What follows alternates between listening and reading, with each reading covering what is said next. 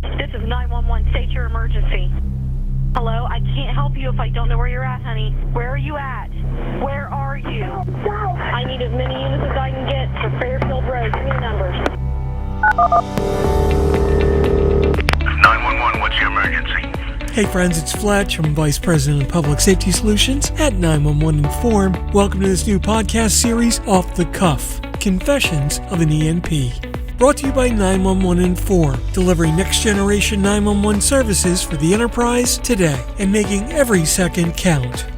In this series, we're going to be talking to ENPs that have been on the job for years, as well as those brand new ENPs that have just passed the test. We'll dig in and have an in-depth conversation and find out what the ENP certification means to them. We'll talk about why they did it, what it means for their career, and what they did to pass the exam. Industry certifications are important to industry professionals, and the ENP certification is one that's admired by many in public safety. So join me as we find out exactly what makes an ENP tick in this off-the-cuff podcast series, Confessions of an ENP. Hey everyone, it's Fletch. Welcome to this episode of Off the Cuff, True Confessions of an ENP, double-headed edition this week. So this week I had originally scheduled Wes Jones, ENP, and then he said, well, hey, why don't I bring my wife-to-be, Melanie Neal, on as well, and we'll do a double header. So I said, hey, that's a great idea. Now, I got to tell you, I was talking to somebody the other day, and I said, they'd asked who I had on next, and I told them, and I said, well, I've got Wes, and I've got his future wife, Melanie. He goes, oh, you mean you got Melanie and her future husband, Wes, joining you? Pretty much. So I'm not going to get into the domestic dispute here. I'm going to let you guys sort it out. That's why we're in separate locations. Yeah, I know. You're starting off solid. I like that. So I'm going to try to give you equal airtime here so I don't show favoritisms. But anyway, Wes, let's start with you. How long have you been an ENP? We both got ours actually on the same day last July. Did you really? So 2020, yes. Wow. And did you know each other before then? We did. So we met at APCO 2018 in Las Vegas and started dating a few months after that. And we both started practicing for the EMP, but we had not planned on taking the test the same day. My virtual test got all jammed up, and so we ended up having to take the test. We just ended up, by coincidence, taking the test on the same day. Now, did you both take it virtually? No, we both took it in person, but I took it in New York, where I was living at the time, and she took it down here in North Carolina. Wow. So Melanie, I mean, what are you thinking? That's all I can say. Which part about having him move here from New York or about the EMP? Pretty much everything. So we were very fortunate that things worked out the way they did for us. It just was perfect timing or perfect storm, however you would like to view it. But it went very well. We were able to study together. I was in a study group with Mission Critical Partners through Nina that Louise Lake host. And so we went through those EMP sessions here. And like he said, we had no plans of testing on the same day. That's just how it happened because his virtual test fell through. So. Wow. And you all knew each other and were dating when you were studying, right? Correct. Mm-hmm. Wow. So if I don't ask this question, I'm going to get 100 emails. Who scored higher? Oh, Wes. He absolutely did. He's the technical guy. So for the record, I did better on the technical, but she did way better on the administrative and HR and all that stuff. So, well, you know what I mean? That's what's really cool about the ENP examination is that you do test on all aspects of the industry and you really become an emergency number professional. I mean, that is the name after all, right? You've got to know it all. Correct. Absolutely. What other certifications do you guys have in the industry? I'm currently an RPL, and I will graduate from the CPE class in January. And so those are the three industry that I have. And then I have one through our city that's called Leadership Edge. Oh, wow. Fantastic. So how long have you been in the public safety career? 33 years. Wow. What about you, Wes? 26. I just retired in February from Sheriff's Office, Shenango County Sheriff's Office in upstate New York, and have gone into the private sector, still in public safety. So with Rapid Deploy, and I'm so I'll be 27 here shortly. Sorry, I had to take a sip out of my mug. That's a very nice mug right there. I don't even have one of those. You know, it was from It was, yeah, I might be able to. Yeah, it's funny because I actually know Steve Raucher from another life way before this. I don't know if you ever heard that story, but no, it was a conference. I forget which conference it was, and I had entered a raffle that was virtual, and I got an email afterwards. Hey, you won a mug. Like, oh, cool. Wow, fantastic! How about that? It does keep stuff nice and cold. It's a nice Yeti mug. So, well, thanks for throwing me completely off track with that. But so, what value did you find, or what was not the value, but what was the most difficult part about studying for the tests? You'd been in the industry a long time, but obviously, it's not an easy. You can't just walk through it. I don't care who you are or how long you've been doing it. So the hardest part for me was the telephony pieces. Like Wes said, the administrative pieces I basically do on a weekly basis around the department that I manage now. And so for the telephony pieces, I actually have a team that manages that for me. So I've never had to get that involved with being that telephony person, but you have to know it when you test. And so that was a huge challenge for me. What about you, Wes? What was challenging for you? You said I'm not always the greatest test taker, and so one of the things I didn't know was just how the questions were going to be. Some of the sample, when I went in there and took the test, actually, some of the sample tests and things that I had taken were not the same, and so that threw me off a little bit. But I knew what I was looking for. I knew that there would be, questions from each section, and I knew that probably next gen 911 stuff would be an important topic. How do you think the test was balanced from just a general overview, question-wise? I think it's very balanced. It was interesting, actually. People had said that, there's going to be a million questions on NG911. I probably got a lot more into I understood it, but I probably got a lot more into the weeds than I needed to on that. And, so I get in there and the first, seemingly 20 questions were all on stuff that, I thought I knew, but I hadn't necessarily studied quite as much. And so I started to panic a little bit, but it was all right. How did you find the time allotted for taking the test, Melanie? Did you have enough time? Were you comfortable? Did you have tons of spare time? Yeah, I did when I finished the test, but I'm one of these that I don't go back and second guess my answers on a test. I don't if I go through and I make sure I answer all the questions as I'm going, and then I don't go back and verify or change anything that I've done. I don't do that. Okay, so you go through each question in detail, and when you're done, you go to the next. Correct. That's completely opposite of how I do it, but you got to do it. This is the thing; it works differently for everybody, and that's what you can't say. Well, I'm doing it this way. Right? You got to try. How about you, Wes? I was the same. I just went back to make sure that I had answered everything. I have, particularly with test taking, some some learning disability. So like skipping around does not work for me at all. So I have to go, down through the questions and answer each one as you go along. Yeah, for me, what I find works the best is I'll go through the questions and I will just blow off the ones that I know. 2 + 2, yep, that's 4. And I go through everything. Then I'll go back, and if it's not an obvious answer, I won't answer it at all. Then I'll go back and I'll go through again, not looking at what I've answered, but looking at what I haven't answered.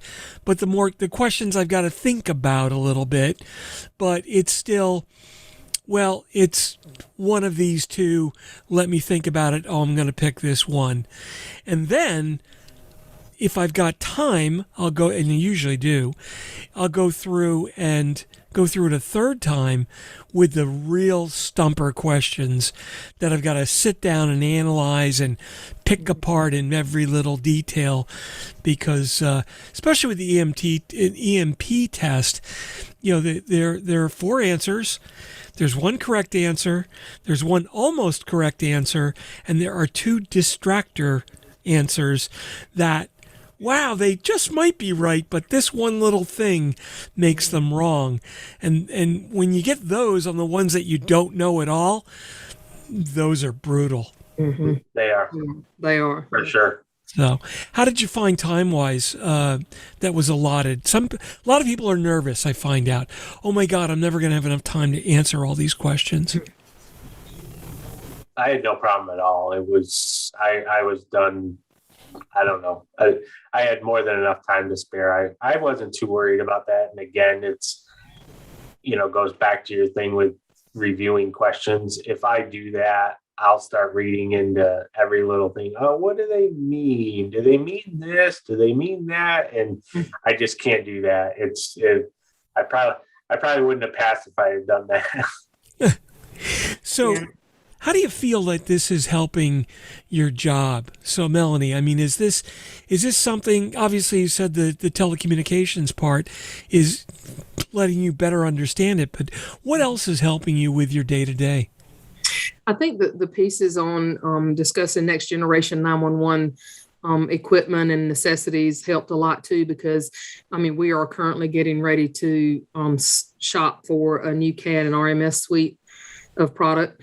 And so that really helped me to know what we need to be looking for in that respect. So, how about you, Wes? When I decided to do it, I was still very much in the public sector. And so it was more to, I was going through a leadership type thing for a number of years. So I got my RPL, and then my next goal was the ENP. And it was, I've always wanted that extra knowledge. And so, anything that I can do to bring back to my agency was just something that I, was important to me. I wanted to know as much as I could about things. And so when I go to purchase something that, I'm not just being sold something because, that's what a vendor thinks I need. I want to know that that's exactly what I need. Sure. No. So, and I thought that was would be a really good, very helpful for that. How about your post public safety career? Still in public safety, but on the vendor side. Yeah, and I've used it a lot since I started, because we're doing a lot of innovative things in the industry, and so it's helped me to get brought in as kind of a subject matter expert on a number of topics within the company to, deal with innovation that we're doing. So it's been very helpful. On the outside, it's actually been helpful also to, as I establish relationships with customers, particularly new ones, they see that, and they know that I came from the industry. They know I have some knowledge, and it gives me some, instant credibility with them. That's one thing that I noticed almost immediately when I first got my ENP. instant recognition by the industry, and especially other ENPs, because they know what you went through. Did you experience that as well, Melanie? I did, yes. It's almost, if you add that ENP to your signature line, you'll have 2 or 3 people respond and go, "Oh, when'd you get your ENP?" Yeah. And they're immediately interested in finding out what your experience was. What'd you think of the testing? It is definitely a nationwide recognition. I had gone into, when I had first gotten my ENP, I was working for Nortel Networks, and I was up in Toronto, just outside of Toronto, and I was running around a few places with the salesperson. And he said, "Oh, we're going to stop at this One Piece app." He goes, "I want to see if I can get in and talk to this guy." He never gives me the time of day, but because he's really technical, maybe because you're here, he'll let us come in. And I walked in and met the guy, and I said, "Hi, Mark Fletcher, ENP." And he goes, "Oh, you're an ENP." I said, "Yeah." And he looked at the sales guy. He says, "Go wait in the parking lot." He said, "Come on in, Fletcher." That's great. That's great. That's great. Yeah, that was worth everything right there. Absolutely. But it's amazing. I mean, it's something that, it shows the dedication to your career. I mean, you two are obviously career folks with decades in the industry, but it lets people know that you are a recognized industry professional, and you've committed to that, and by getting that certification, which I'm not going to say it's difficult to get, but it's not easy. It's not just sit down and check off the box. You have to study. It's not impossible. If you put your nose to the grindstone and study like anything else, it's certainly achievable. I think one of the things related to that is people recognize that. They know that you just didn't take a class, or you didn't do something for a few months and then more or less automatically got a certification. They know that you put work into it to get it. I think there's probably very few people that could just take it cold and just go in and take it. I mean, there's some effort that needs to be put into it. Well, I like yourself. I come from the technical side, the tech side, the logic, the network, no brainer. That was just instantaneous. Check, check, check, check, check, check, check. How to read a couple, because there were some scenarios that if you didn't quite read it, again, those distractor questions. On network outages and isolation, and boy, I tell you, those are really good. There were 2 or 3 questions where I had to draw it out and go, "Yep, here's the failure. Oh, here's where they tried to trick me. No problem." Where I had a problem was the administrative side. I'd never been exposed to that.